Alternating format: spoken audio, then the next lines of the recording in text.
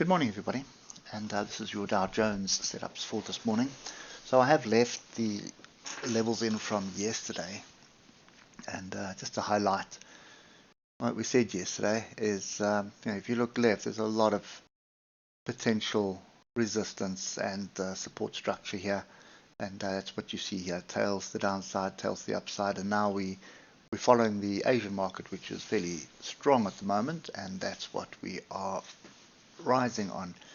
So nothing really to write home about here on the 8-hour. There is bearish and bullish structure, so we'll get to that on the lower time frames. And here's the first bearish structure that you see, clear as daylight, and that is a flag, strong move down, flag. Where would this flag typically be going to? One area is where we are now, and the second area is basically what I gave you yesterday, and I'm just going to add one more to that up there. So that is 39,866, 39,744, and then this area where we are, which is 39,294 and 39,139. So that's where you would expect sellers to come in if they were there. Just bear in mind that we have broken and closed two bars that, well, one bar that closed, one bar that opened above the structure. So that's going to be tested again, and that's right where we are at the moment. So oscillator is also separating. So that's the bearish case that is fairly clear. It's actually a lot clearer here than the S&P 500. And then if we just take away the channel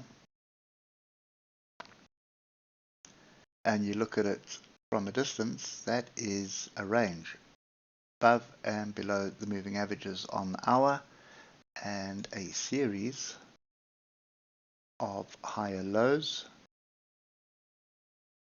and we have some structure. Let's just readjust this a little bit. See, there's the low of the day and the low, the open here, so that is probably the better level to be paying attention to. That's 39,350 and a round number, and that gives you a flat bottom triangle of sort, not that clear but definitely in play.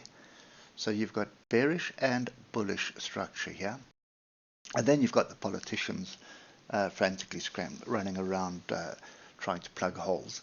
So if we drop down to the 15 minutes and we take a critical look at what's going on, we need to be above the 150 EMA. So that's the rule of thumb. If we're above it on the 15 minutes and we stay above it, the trend is up. If we're below it and we stay below it, the trend is down. So that works for any time frame, and obviously the 15-minute allows you to get onto a move early and also capitalize on some swings. At the moment, if you look at this, yesterday we were below, not wanting to be short here, wanting to be short higher up. That didn't materialize. There's some short stops that got triggered. Move back down, going into the close, so pretty much a,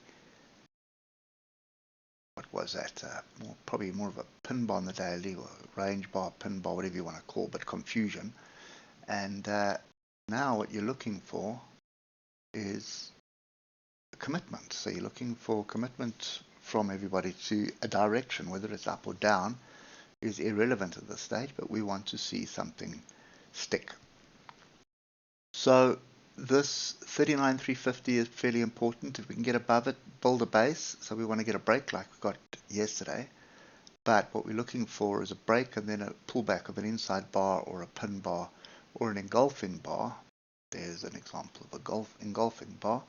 We want that above this level, not half the bar below and half the bar above. We want it above. The tail can pierce this level, and that would be your signal for your long. And your first target is going to be 39,744. But for as long as we are above and below the moving averages, this is a range, and we stay well away from it. So for me, there's better structure on the DAX at the moment. It's a lot clearer than what there is on the US markets. And the US markets are really confused. They don't know what's happening. Um, you know, half the world says the USA is going into a recession. The other half says there's nothing wrong. So that just is what you're seeing in the charts, to be honest. So I'm sit on hands here. I think for the US markets, we're going to need a little bit more of a clearer picture before we start getting too excited. So we want to see clear support, clear breaks of resistance and flipping into support, and then clear support structures forming before you start buying into this and moving to the upside. I definitely don't want to be short. Let me just be clear on that. I don't see an option for shorts just yet. The only option for a short, we can move this level up now, is going to be a break and retest of the low of yesterday, which is 38,652. Break, retest that, then we have more downside coming. But I don't think so. I think we've had a fairly decent, strong pullback from the highs. That was a 6.7% correction, which is sizable.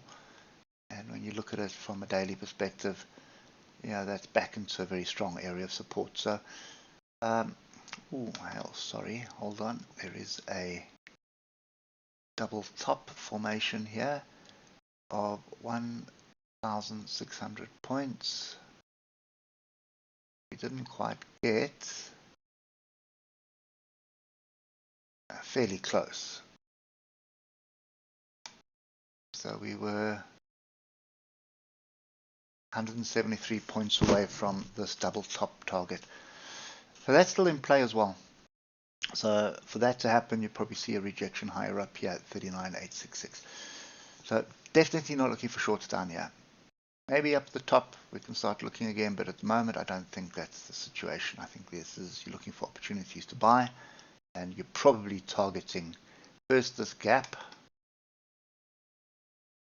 39,620, and then you'd be looking at one of these levels here, well, preferably this one, 39,866. So those are your upside targets at the moment. Anyway, just wait for the clear structure before you jump in. Don't just jump in. Hope it helps, and we'll catch up with you tomorrow morning. Cheers for now.